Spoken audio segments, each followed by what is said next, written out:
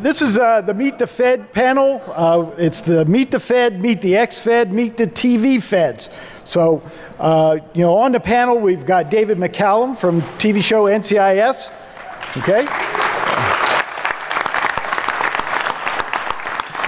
And Leon Carroll, the technical advisor to the TV show NCIS, a retired NCIS. And what we're going to do is, before everybody else gets introduced, we're going to play Spot the Lamer like we do every year. So, Priest, if you would, we've got the first 3 contestants. Give me about 3 or 4 more. Absolutely. Should I talk about these contestants? Sure, absolutely. So, I can enunciate to the back row. So, we have, would you like to introduce you or shall I introduce you? Okay. I've known her since she was this tall. She's actually the daughter of one of the panelists. These are her 2 boyfriends, who she met at con. This one asked me to repeatedly hit him in the nuts. I don't know why. We have it on film. Okay, as Priest picks you out, come on up, and what we're going to do is, you know, DEF CON, they've been playing Spot the Fed for years, so we've been playing Spot the Lamer. You guys are going to vote, and then we all have gifts for the winner. So we got to take this stuff seriously.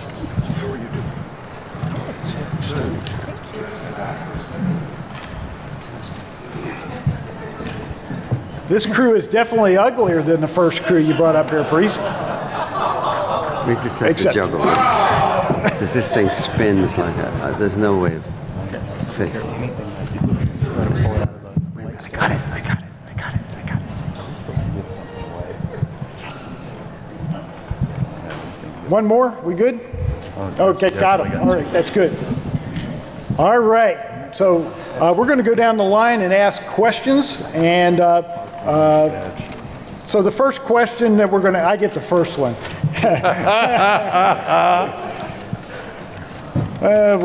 Okay, we'll stay with the standard. Where do you store your porn? Dropbox. Dropbox. Okay, David? Where do your boyfriends store their porn? Dropbox. Do you keep it for him? Does your father know? He does now. Why are you turning red, Mark? Because I put it all on Dropbox. Is that where you store your Father-daughter bonding, you know. Father-daughter bondage? What? My question is for the gentleman in the Irish green on the end there. Have you ever bragged about the speed of your processor and the size of your RAM? Yes. Would you care to elaborate on that? Yeah. She's looking for another boyfriend. Was it an Adam? Well, it is proof that if you do this too much, you go blind. For number 3, right here. So have you ever bought virtual things with real money? Only with Bitcoins. He can tell you about his 23rd level paladin if you'd like. My question is for the young lady standing right in front of me. Do you spend more hours using your computer, your iPad, or your gaming console? If the computer is the gaming console, does that count? If the computer is the gaming console, does that count? Doesn't count. Doesn't count. Computer. All right. That was pretty boring. There's no such thing as a girl gamer. It's a myth. Marcus. I'll leave her boyfriends alone. You, sir. On the Big Bang Theory. Don't be picking on the Big Bang Theory. One thing shows up in the opening scene of every episode. What is that one thing? The atom. Nope. How about Penny's boobs? Wait a minute, what? Do you have like special access or something? Okay, I'm gonna have to slow down every time now. We're gonna have to frame by frame. Frame by frame. Didn't drop this. Okay, right down here. In the movie War Games, when Broderick hacked the school's computer, what was the password? Pencil? Pencil. Good. I think you had help. She's a little young for that, by the way. I was this tall. Then how wide were you? When you were born. About as wide as you are. And a lot wider. Jerry. Don't tease, dear. She asked me if I wanted to play a game. I'll take the guy with the hat down here. The guy with the hat on crooked. Battlefield 3 or Call of Duty? That would be you, sir. Don't look stupid. You know what, do I have to pick? I like both. Remember, her father's up there, so look smart. The one, Call of Duty, zombies. You say that like a question, sir. You're not winning points. Lips are pursed. You know, he worked for the president. What? The response was, what?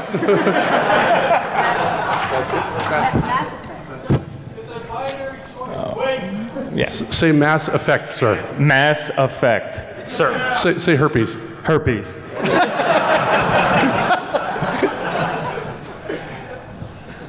Okay, I'm going to go with Jolly Green here. No, I'm Jolly Green. Oh, sorry. Do you void warranties? Yes. Regularly. Yes. Michelle. And other things. I'll go with contestant number 2. God, Space Girl, you're getting off easy. Which of the following are your favorite foods? Your mother's meatloaf, Taco Bell, brownies made by priest.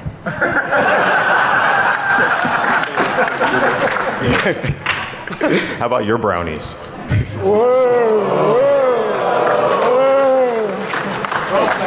I don't actually make brownies, but I do an awesome lobster. I've got this sauce that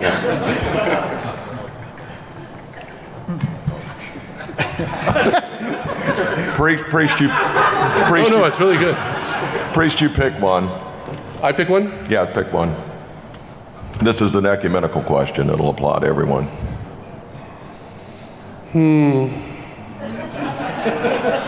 How about the dude in the wife beater shirt? The Oh, there are two dudes in the wife beater shirts. The one who's trying to hide from me, bobbing his head. This one right here? Yeah, that one. He's dancing, I guess. See, it's just super tight. He can see what's underneath. What he's gonna say, he sees what's underneath. He's still hungover. The place for glistening listening, yeah. What is your definition or your explanation of doing a do? If someone invites you to do a do, what does that mean? Not do a dude, sir. You're safe. Do a do. Do the do. Do the do? Slamming back Mountain Dew followed by tons and tons of alcohol. You are such a lightweight. It's all about the Jolt Cola, man. What's the matter with you? Somebody gave him that answer, I'm sure. No, sir, I did not.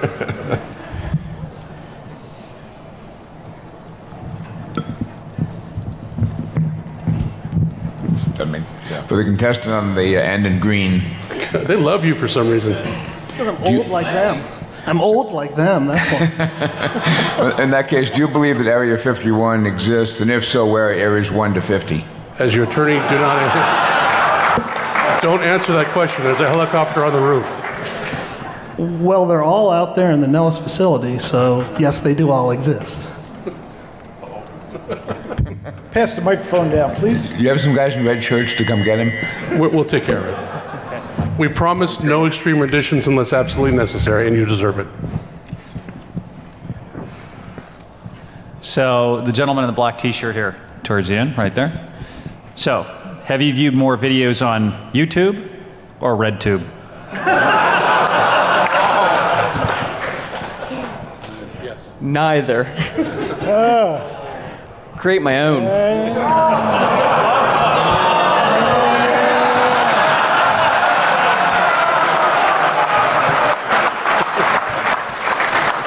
Okay, now we're going to vote. You guys are going to vote who the lamer is. Contestant number 1. Wow. Let me try that again. Oh my God. Contestant number 1. Okay, you can have a seat. Suck-ups. Oh boy, you failed miserably. Contestant number 2. All right, contestant number 3. Contestant number 2, you can sit down. Contestant number 4. That's kind of a tie. I got a bed wheel too. Contestant number 5, raise your hand, please. Okay, you're down. 6.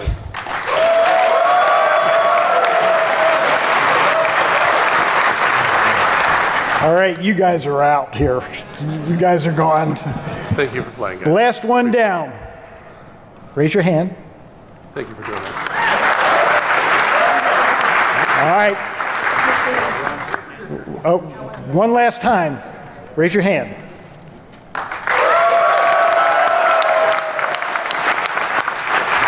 Last guy down.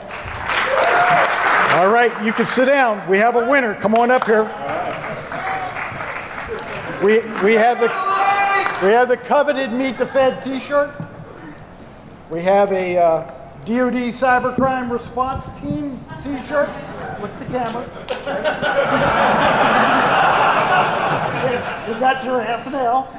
And if you would go down, we have presents for you. Here's a bag. So we've got an NSA mouse pad and a really cool NSA translucent cup. You can't even see the microphone in it.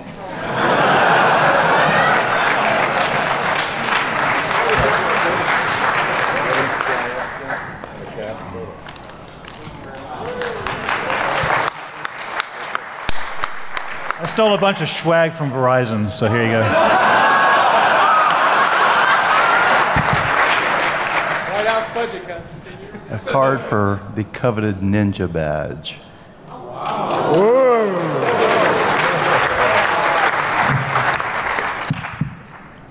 Have a mint.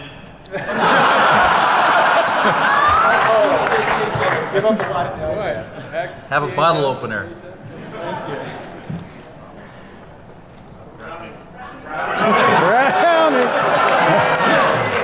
Phone number.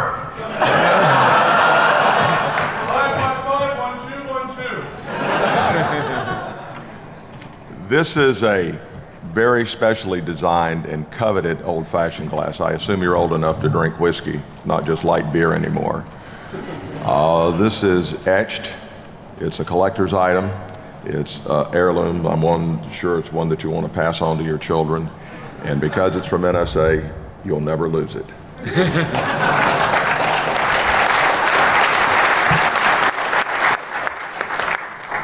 Get a famous Meet the Fed flag.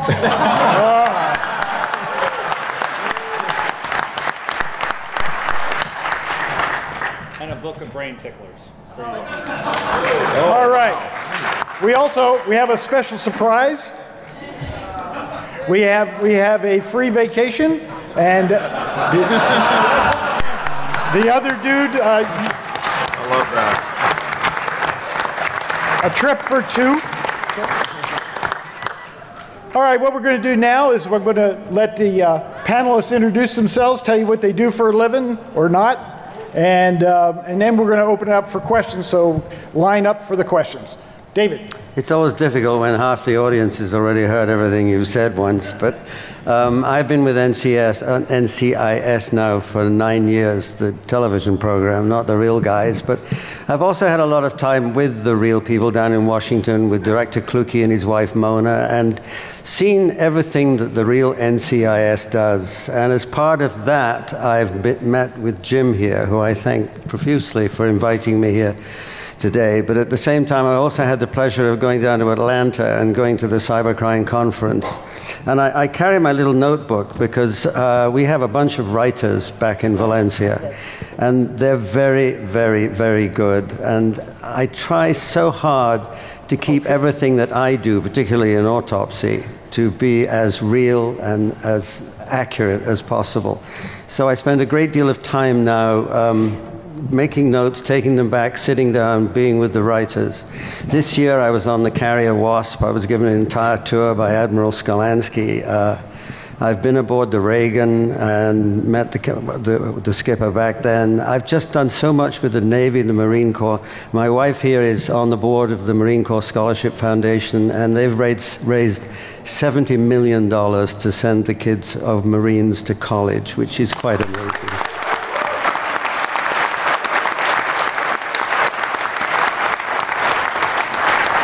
So it's quite extraordinary that someone, a wee kid from Glasgow, as I'm known as back home, managed to sort of climb up here, and I'm on panels, and at the 50th anniversary of the Marine Corps Scholarship Ball, I was the MC. I never dreamt in my life that I would do things like that, but it is such a pleasure to have that involvement, and as I said earlier, to be able to give something back, because I get so much from my life right now. Thank you.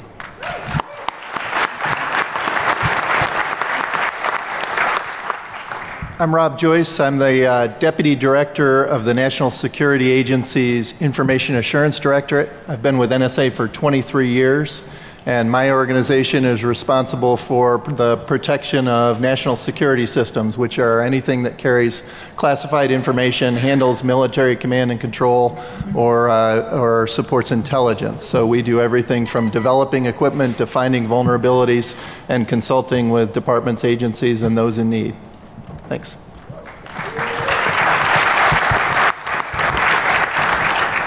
I'm Leon Carroll. I'm the technical advisor on the TV show that I get to work with Mr. David McCallum all the time. And I am a former Marine officer and 23-year veteran with NCIS. And I sit with the writers, the guys and gals that he just spoke about, and I get to wave the bullshit flag. I try to keep our stories and what we do, whatever the investigative genre.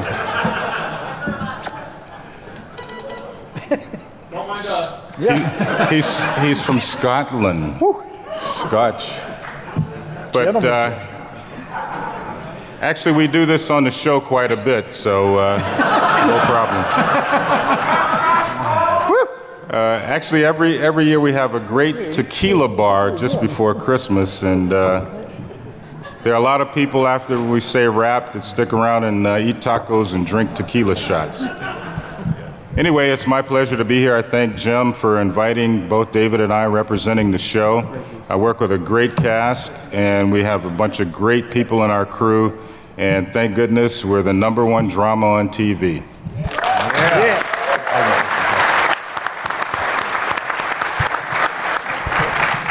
I don't know who these guys are, but I love them.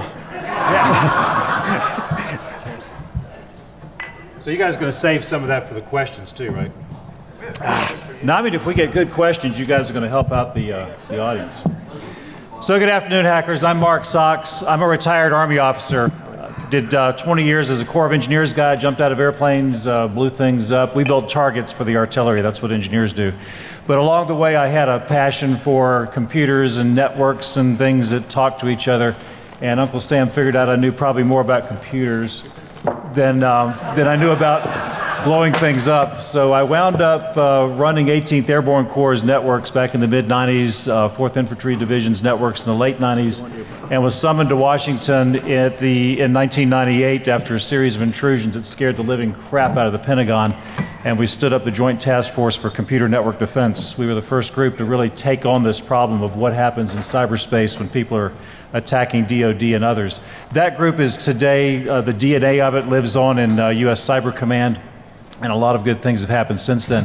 When I retired from the military at the end of 2001, September 11 had just happened, and I was summoned by the White House to be an appointee working for George Bush, actually underneath Condi Rice's staff in the National Security Council, where I spent a year and a half at a policy level, but I was a geek in the White House. And I tell you what, that is one cool experience, because everybody else there is political appointees. There are 1 or 2 people that have the technical skills, and it is fascinating to work at that level. I would really encourage anybody who has these opportunities, if you can serve your country at that level, please do so.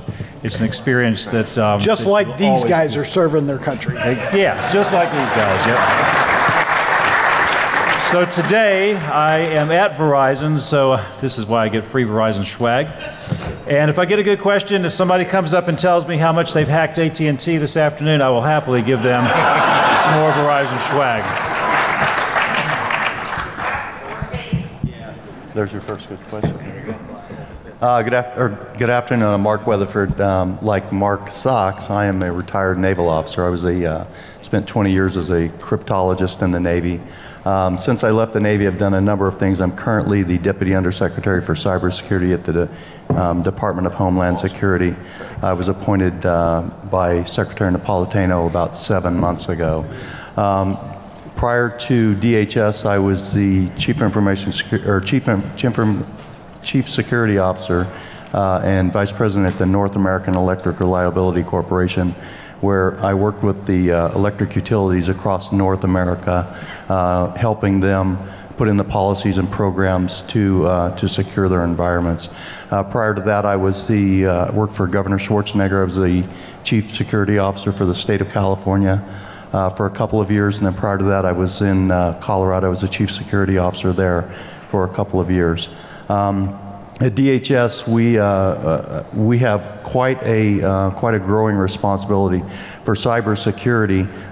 We have three major functions. We protect the .gov environment, so all of the federal civilian agencies, we're responsible for working with all of them to make sure that they have not only the policies in place, but the controls in place, and that they're doing all the right things to secure their different environments. We also work with the private sector, primarily with the critical infrastructures, helping them respond to incidents and intrusions into their environments. A lot of control system work there. We also respond to incidents of national significance. So when anything really big happens, we put teams on the ground working with private sector and government organizations to help mitigate and respond to those. So, and like Mark said, DHS is a great place to be. I don't know if any of you heard my speech yesterday, but we are always actively recruiting, and we're recruiting for people who can think outside the typical federal government way of thinking. So that's why I love the con, because I get to meet a lot of people, and I've actually picked up a few very interesting resumes for people that want to come and participate in what we're doing in the government.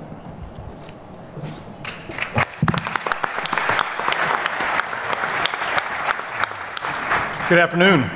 So first off, I'd like to recognize any fellow combat veterans or veterans, if you just stand up real quick, if we have any veterans out there. All right. Thank you for serving.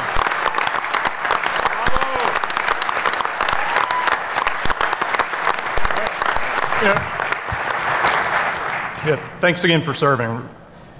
Name's Jerry Dixon. I was the former director of the National Cybersecurity Division at DHS, ran US CERT.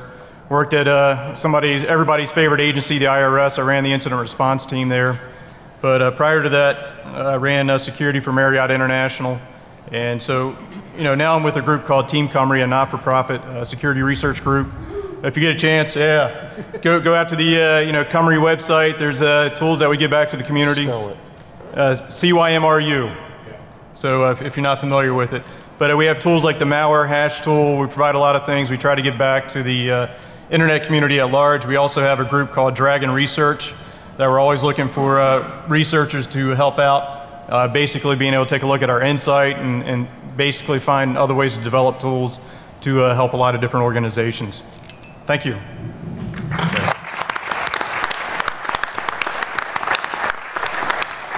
And good afternoon. My name is Riley Repko, and first off, I want to thank Jim and all of you participants, and thank DEF CON. I mean, it's all inspiring to me every time I come out here to see more and more of these young wizards that are here.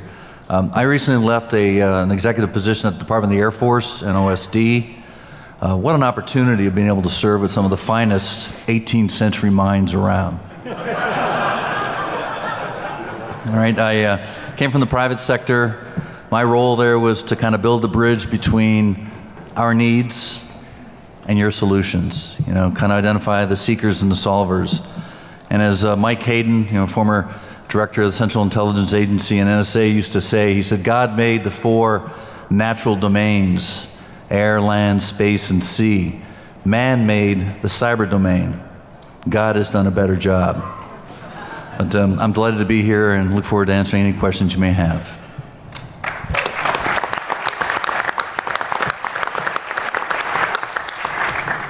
Hi, I'm Michelle Kwan, and I just want to start off by thanking those folks at DEF CON for bringing this panel back. This is my 10th con. Happy to be here. Let's start back in those days. I was in 2004, the winner of the most innovative antenna, the Wi-Fi shootout. I then moved on to be the Director of Wireless at the Department of Justice. I then moved to be the Deputy CISO at the Department of Justice, where I built the Justice Security Operations Center. And from there, I moved to be the Director of US CERT. Now I have my own consulting firm, and we specialize in security operations centers.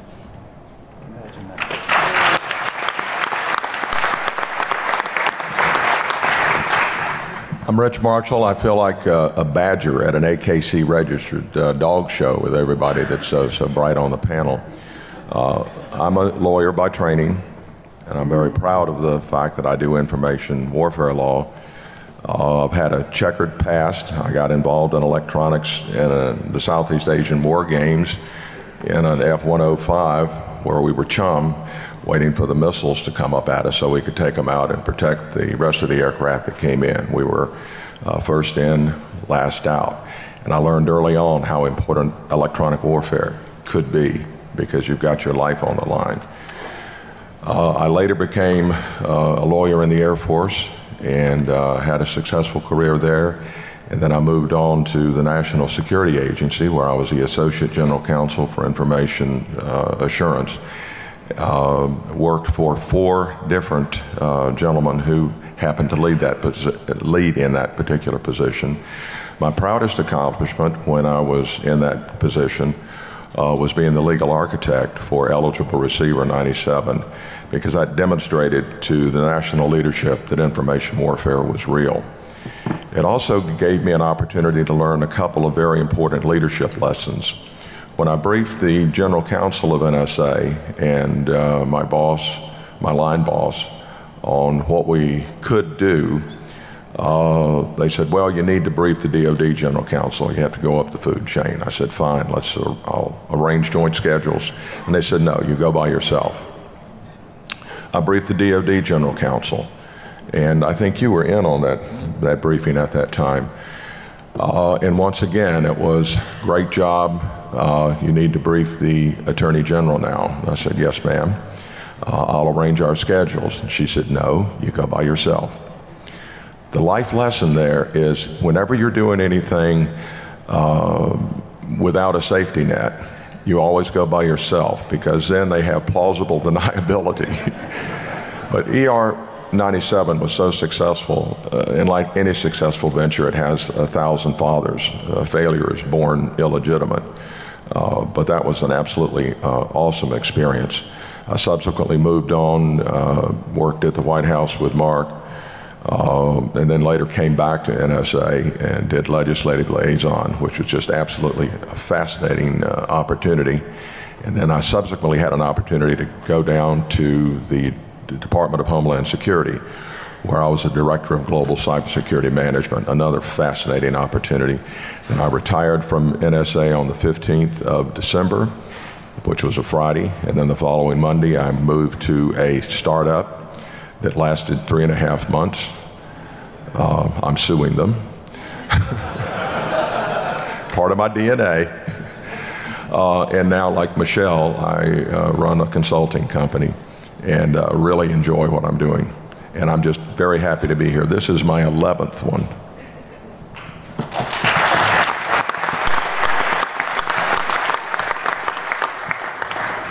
Thanks, Rich. For those of you who don't know about Eligible Receiver 97, I highly recommend it, and then the follow-on Solar Sunrise real-world event set the course for a large part of where at least DoD is today in cyber security.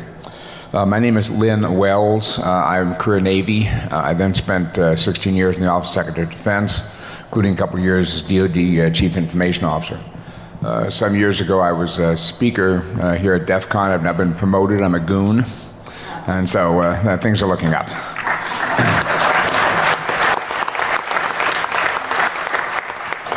Right now, I'm over at National Defense University at a small center called the Center for Technology and National Security Policy. And from this, I'd like to ask the audience 2 questions. We did a conference about a year ago on the trajectory of revolutions, looking at the Arab Spring and how are things going to work out. And one of the most articulate spokespeople in the conference was a White House producer for Al Jazeera English, and she was 26. And talked about how Al Jazeera used Facebook and Twitter and blogosphere and other social media to alert the correspondents to the emerging issues. And so at the end of the conference, I said, what's the next big thing? And her answer at 26 was, I'm too old, ask the young people. So, but there are a lot of you young people out here, and part of the problem is we have is usually in our conferences I ask how many people are under 35 and get single-digit hands. So one of the great values for us, for me at least, of coming here is to get your opinions, and I'd really value your thoughts on what how 5 years from now you would vector people to better sources of information. The last point is that we're working with DARPA on a project called Social Media and Strategic Communication. And one of the things that my center's been asked to do is look at the risk posed by social media. And not just to leak the wrong stuff, but that are we raising a generation that thinks in 140-character sound bites? And how do you put checks and balances into a governance system where the velocity of information is so enormous? Again, if any of you are interested in working on that, I would love to talk to you. So I'd just like to close by saying last month I had the privilege of beginning my 49th consecutive year with DoD. And every morning I wake up and say, wow, what really interesting thing is going to happen today. And if any of you are interested in careers of government, I cannot commend it to you hardly enough. Thanks.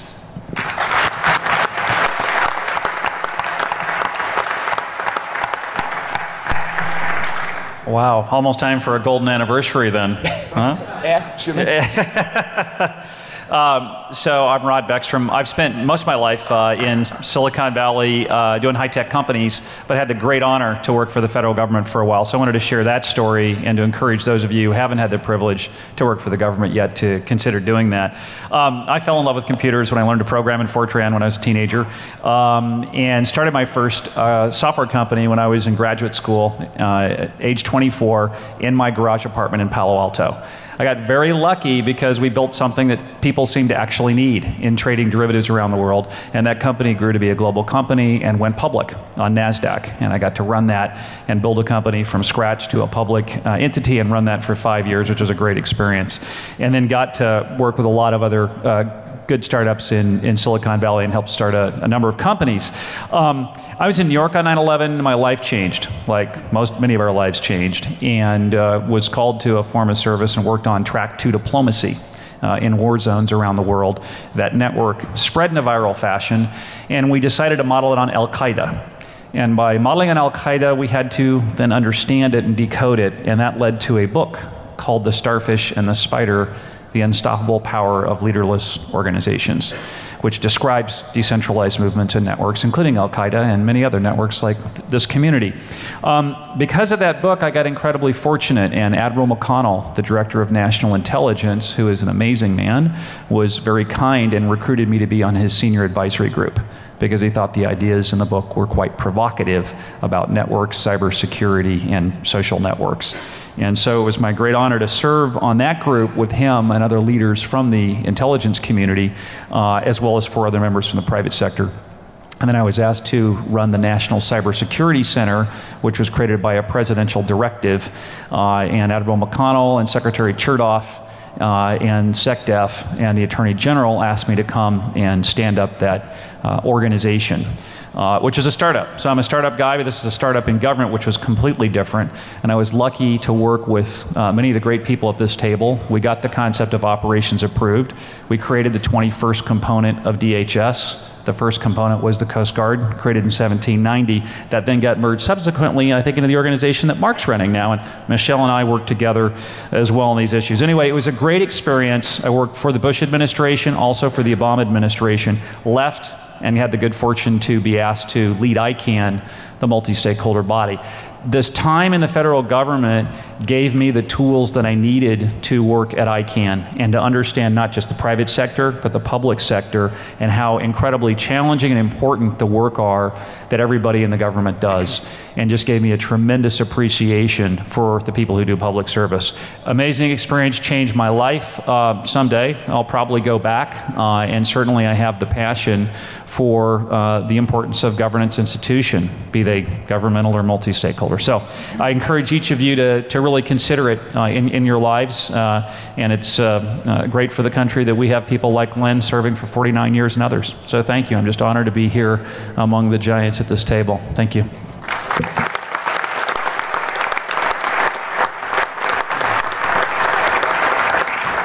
I'm Jim Christy. I'm with the Department of Defense Cyber Crime Center.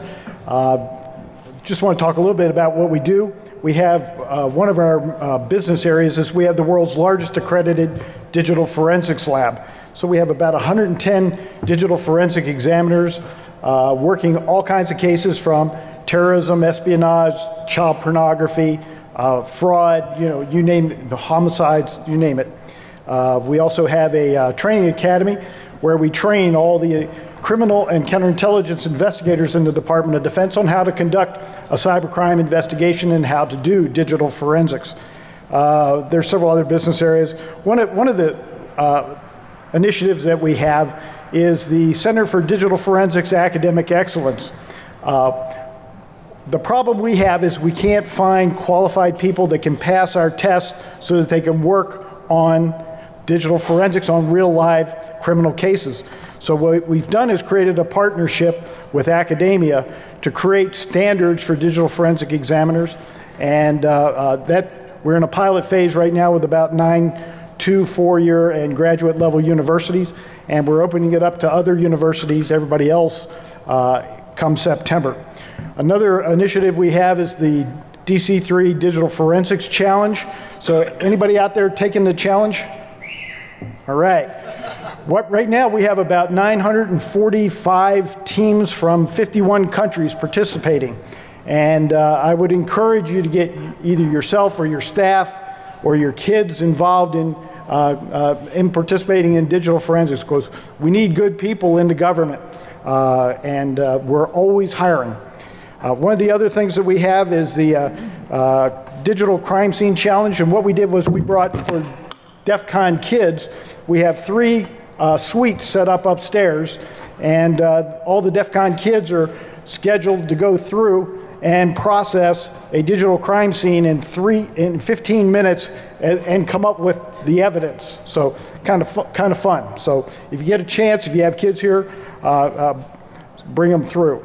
Another initiative is an online self-assessment on cybercrime investigations and digital forensics. So if you go to our website, dc3.mil, and all the links are there. Take the self-assessment, tell us what you think. If you guys, I would really love to get questions for you guys to add to our self-assessment, so to make it a little more difficult. So at that point, I want to thank our panel, and now we're going to open it up to questions from the floor.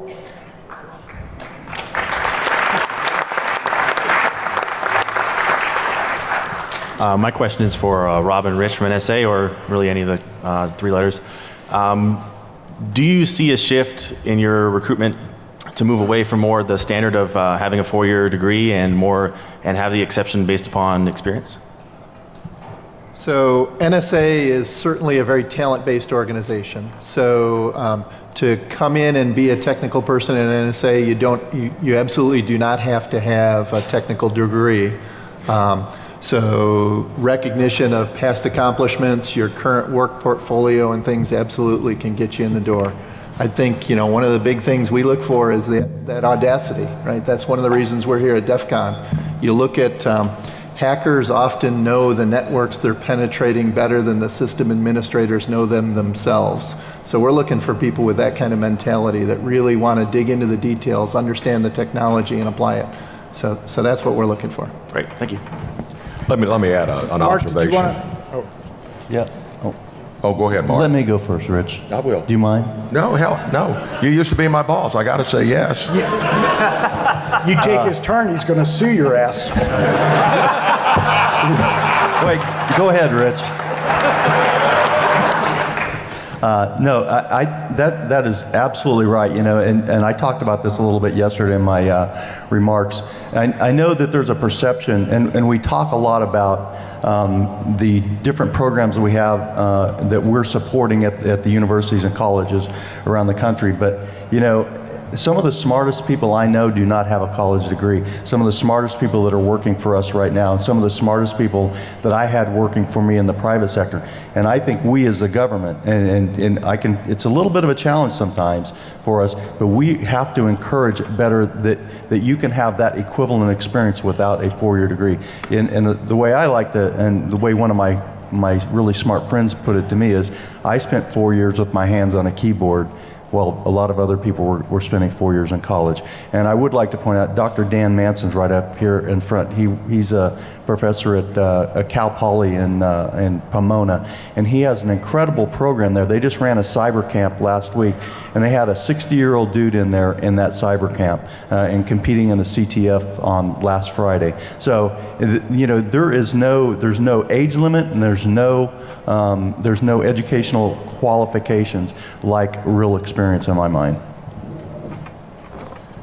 The Olympics are taking place in London. I don't think this is a news flash for anyone, but everyone who was participating as an athlete in that event started out extremely young in their particular sport being trained.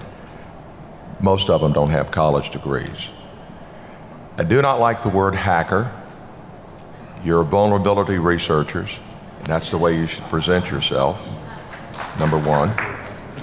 Number two, we need more emphasis on STEM education, science, technology, engineering, and math, and I realize that plays well.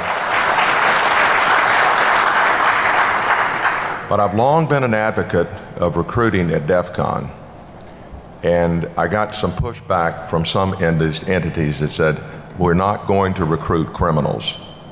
And I said, they're not criminals until they're prosecuted.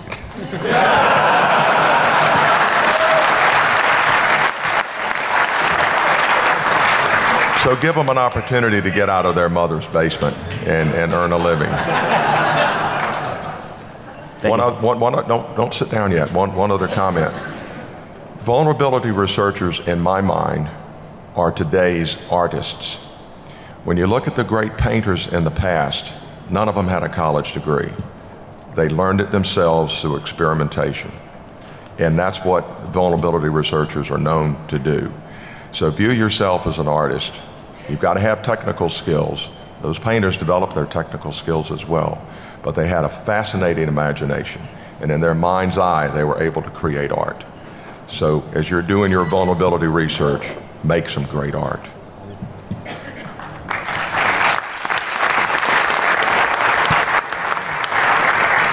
Really loud, please. So we talk about education, and there's more to,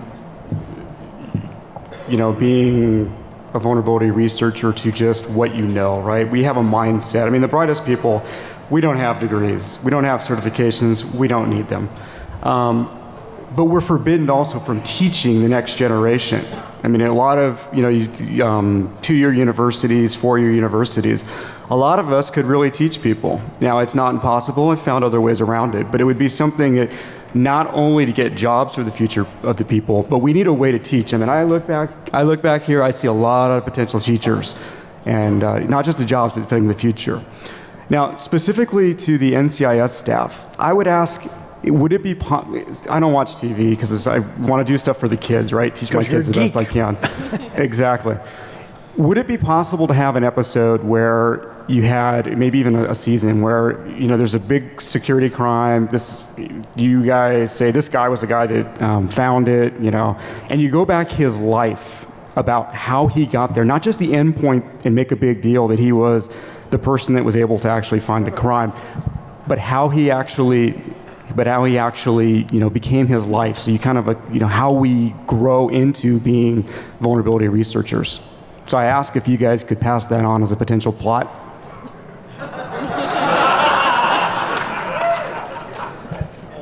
The writers are very much open to suggestions, and I try to take things back to them. What you're really saying is the background to something that's already happened, which is always the hardest thing for them to do, because either you do it in a flashback or else some people talk about it, neither of which is instant, neither of which is really very exciting on television. But it is something when you say the background, I'm much more fascinated about what you're saying when you say that you can't teach because you don't have university degrees, therefore you don't have your, what we call in England, the diploma of education and everything. Well, it goes to a point that people have problems. There are people that are hackers, or vulnerability researchers, they don't even know that they're doing it, right? You know kids that know stuff and can do stuff on computers that nobody can do. But they don't have any role models they can base off of, right? It's very, very hard. There's no way to measure yourself versus what you know versus what you don't know. We need sports athletes and stuff. We broadcast that shit all over the place, right? They know if they want to be an athlete. We don't have a way for them to say, you know what? You're doing the right kind of stuff. You just don't know it. It's something that we need some kind of role model in maybe a program or something that shows not only the end point that they fixed a crime or something, but so they can identify with who they are. Well, it's definitely an episode that involves McGee, who is our computer vulnerability investigator. So I think that it's an idea that I can definitely and will put to the writers. Thank you.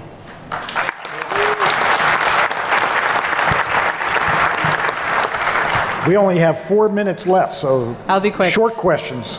My question's half for the incident response teams and about half for the NCIS crew. About are you seeing the CSI effect in regards to your specific discipline? Because I know that's still a big problem. And for the incident response people, is that something that's being mitigated with education? And then for NCIS, is that something that you guys, do you try and handle realistically on the show? Do you deal with it? Do you have to shoot down ideas by just saying, okay, that's just the CSI effect? What are you seeing? Really quick, I was on jury duty when the show first started, and the attorneys and the judge made a point of instructing the jury that what they would hear in that courtroom would not replicate anything that's done on a 1-hour TV show, 43 minutes. And believe it or not, NCIS was the show that they used. So I'll turn it over to the policy guys here, but that is something that obviously we look at as well, but we're here to entertain. And so in 43 minutes of film or whatever, we're gonna show, a lot of things that are abbreviated. For instance, Abby can't get the DNA in real life as fast as she does on television. Or David certainly couldn't do an autopsy as quickly as he does it on TV. Yes, he can. Oh, that's I have seen you guys address I think Abby's called out to one point. I'm not the CSI people. I don't work that fast. So I know it's been touched on, but I'm wondering behind the scenes. But I think for the folks that work, I worked in the real world beforehand, and when CSI first came out, I'm sure it did have an impact to the point that when you go to a courtroom, and these folks can attest to that they're instructed that what you see in real life, or the DNA effect going back to the OJ trial actually, is not how it really happens in the real world. So I'll pass that to somebody that does the biggest problem we faced is the show 24. And how can Jack go 24 hours with no recharge on his cell phone? Magic? Well, I'll say that it's definitely an issue, but it probably in a little bit different way than you'd think. It's particularly an issue with executives and up the chain and getting approval. And a lot of that comes from the difficulty in educating up. And for technical people to be able to talk in the language that executives can understand and hear and embrace. And we also have issues with our user community, not understanding that every cute device they find isn't going to be attached to the network. But I would definitely say that we have a bit of a PR problem. Part of what we should learn, along with the great technical things we can do, is how to talk up. So, just real quick to add to that, I think, obviously media plays a role in expectations of leadership or management. Just to Mark's example about 24, there's an unrealistic expectation that you can contain a particular incident. You can do the forensics in a matter of hours, when realistically a lot of cases or things that you work on sometimes can take months. If you've got to look at a terabyte of log data, I mean, it's a very meticulous process that you got to go through. So there is an effect to those that are not practitioners, but more to the management side. Thank you. Unfortunately, that's going to, the goons have said we're out of time. So what the panelists are going to do is go across the hall for additional questions and answers. And Priest has a men and women in black panel following this immediately, so at 2 o'clock. So thanks for coming. Thanks for the panel. Terrific job.